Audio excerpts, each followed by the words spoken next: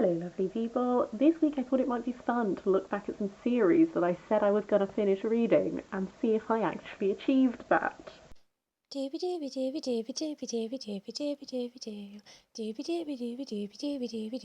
Sophie Vlogs. I think it was February 2019, I posted 2 videos that were series that I had been reading that I needed to finish, and my aim was that by consolidating them into like these videos, it would be the kick up the bum I needed to actually go forth and read them. And to a certain extent it was. I thought, given that over a year has passed by now, it might be quite good to do like a little touch base and see how I'm doing, because that video definitely was the sort of motivation I needed to continue, but I definitely realised that I have sort of slid off of doing that. So let's change that, shall we? I'm going to go through them in the order that I talked about them in that video. I'm going to tell you where I'm at with it. The first book I mentioned was The Daughter of Smoke and Bone Trilogy by Laini Taylor. This is the second book. This is the book that I had read up to by the time I filmed that video. I am pleased to say that I did finish that series, and I'm really glad I did, because it's a series that I feel like, as each book progressed, I liked it more. So the first book really captivated me when I first read it. There was definitely like an element of insta-love in it and that sort of thing. So then when I read the second book, I felt like it changed into something a bit different than I was expecting. And sort of the same thing happened with the third book. I feel like, from my perspective, I think Laini Taylor did a really good job of always keeping me on my toes and never quite knowing what was happening. So the first book is about this girl called Kerr, who collects teeth for these chimeras. She doesn't really know what they do with the teeth, but she collects them for them, and they're like her family. And then she meets this angel, and shenanigans ensue. By the third book, everything has changed so much. It's got such a bigger scale, and I really enjoyed this scaling up. So that is a series that I'm so glad I finally finished, because I absolutely rated it, and it really reminded me why I liked the series in the first place. The second series I mentioned was Love in the Time of Global Warming by Francesca Block. This was sort of a YA retelling of the Odyssey, gender flipped. It was doing a lot of stuff, also sort of like kind of not post-apocalyptic, but sort of in this, yeah, kind of a bit post-apocalyptic, I guess, post-disaster. To be honest with you, I've decided not to continue with this, largely because I don't remember the first book very well, my library didn't have the second book, and I feel like it's been long enough that I'm fine only having read the first one. I enjoyed what it did, but it's not stayed with me, so I'm letting that one go. Next up was the Split World series by Emma Newman. This was a series that is set in Bath, which is near where I live, which was tick in its column of things that I like. And it's about this world where there are split worlds. So there's our world, Mundanus, and then there's a mirror copy of it that the Fae exist in. And we follow our main character, Kathy, who is from one of these important Fae families, but the Fae society is sort of stuck in like Victorian sort of morals, where women in the society don't have any rights, really. They can't own property, that sort of thing. And Kathy runs away to try and escape this world, but obviously ends up being dragged back in. And then threads emerge, and essentially as the series goes on, there becomes this push from her, as well as the varying other things that are going on. She's trying to change this society. I had 2 books left to read at the time of recording that video. I have read both. I have finished the series. Overall, I had a couple of niggles with a couple of characterization things. I felt like some people's characters, or largely one person's character towards the end, sort of changed a little bit in order to facilitate some plot moments. But I really enjoyed a lot of the conversation it had to do with how do you change this society, because it was really drawing on sort of like the conflict between suffragettes and suffragists, and how do you affect change? Do you affect change by becoming part of the system and working within the system to go for like legal change and that sort of stuff? Or do you take the view that you have to act outside of the system and engage in more violent measures in order to enact change? So it felt like sort of a microcosm of like taking that conflict that really existed and then like taking it into this sphere where you can also use like magic and stuff. So I really enjoyed that series. Emma Newman is a fave, and I loved it. And I think more people should read that one. I don't hear a lot of people talking about that. I hear a lot of people talking about her sci-fi series, but I would really like to I mean, I'm sure they do, I just don't follow them.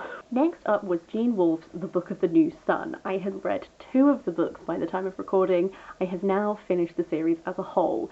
This is one of those series which is really hard to describe because so much is happening. You follow this guy called Severian who is in the Torturers Guild, and as the series goes on, it becomes apparent that what you think is like a medieval fantasy kind of thing is actually like a dying Earth fantasy. So a lot of the descriptions may sound like they're describing like a medieval tower, and then you realise that it's an old spaceship, stuff like that.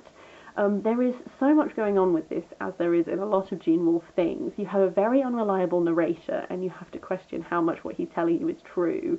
And there are a lot of passages which maybe don't make sense or make sense upon a reread. Now that I have finally finished it, I am back to listening to Al's Vosuit podcast to help me pick out those things that I wouldn't have grasped on my first read, because it's definitely one which, like, first time round, if you don't have all the information, you're going to miss some stuff, but that's deliberate.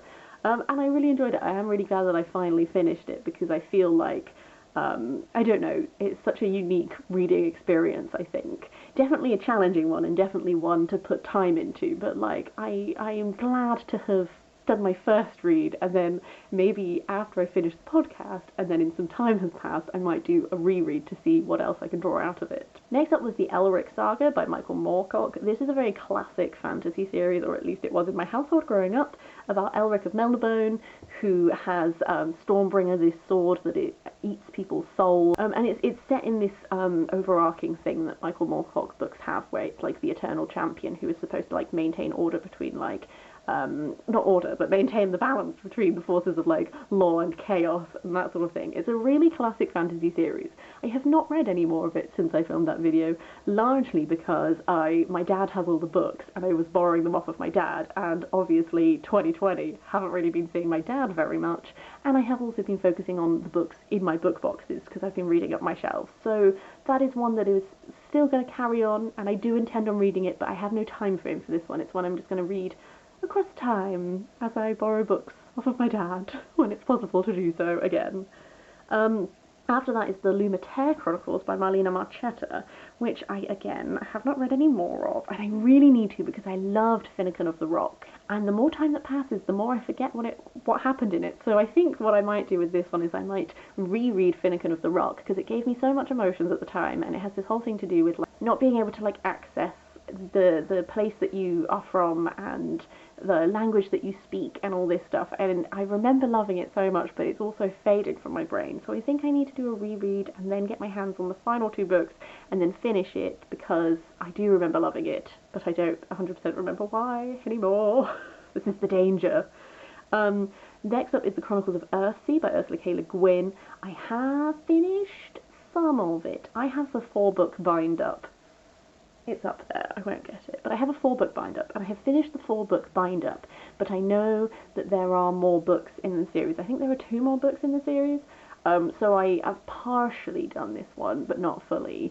I know a lot of people who don't get on with the Chronicles of Earthsea. Specifically, I know there was the Le Guin along, and pretty much no one enjoyed it, and they stopped doing it. Which I see. I do see it. I personally really enjoy Ursula K. Le Guin. I enjoy, like, the fact that her narrative doesn't always do what I expect it to do. I think I'd read 2 of the books in the series when I posted my last video, and I've now read the next 2. I really enjoyed the final book, Teanu, I think it is, because it really posited the lens back on female characters, and at this, the way that the male mages in this world don't understand female power, and stuff like that. There was also, like, dragons have entered into it, and I would like to experience more dragons. So this is one which I can give myself, like, a little progress bar on, I guess, but I do still need to do more. After that is the Wayfarer series by Becky Chambers. I have read 3 of the Wayfarer series. I have not read To Be Asked If Fortunate, and I believe there is another one coming out. I won't go into this one too much because I did do a reread of Record of Spaceborne Few for Make Your Myth-Taker readathon, so I have talked about it quite recently, but again, continue to love this series. Really excited to see where it goes next. Need to catch up. Then it's the Lunar Chronicles by Marissa Meyer. I have made progress with this. So I've now read Scarlet, and I did enjoy Scarlet. This series is one where, essentially, I haven't made any more progress because I was getting the books out of my library, and I've not really been able to access my library recently, so I sort of put it on pause. I don't feel the need to own the books, but I also do still want to know what happens.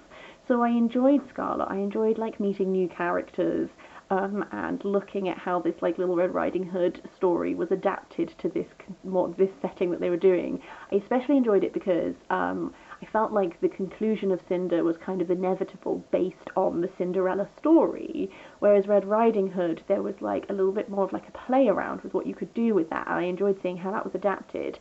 Were there elements that I still did find a bit predictable? Yes, but that's not always a bad thing. That sometimes is just because, like, you're reading the signals that you're given.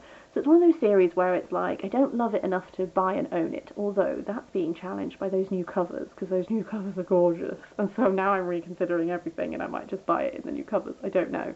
But we've made little progress, but there is still a way to go. After that is the Industrial Magic series by Emma Newman. This is a series of novellas. I am up to date on these.